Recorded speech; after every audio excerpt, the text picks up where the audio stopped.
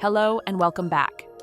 In today's tutorial, we will walk you through the process of backing up and restoring your website using DirectAdmin. Backing up your website ensures that your data is safe in case of server failures, cyber attacks, and accidental file deletions. With DirectAdmin's building tools, creating and restoring backups is quick and easy. To do this, log into your DirectAdmin. Once logged in, go to Advanced Features section of DirectAdmin and click Create or Restore Backups. Here, you can choose what to include in your backup. For example, website files, emails, databases, or choosing everything if you want a full backup.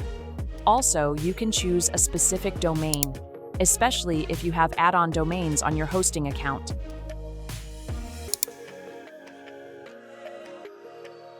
Click Create Backup and wait for the system to generate it.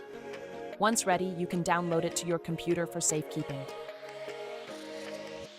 If you need to restore your website, go back to the Create and Restore Backups menu item.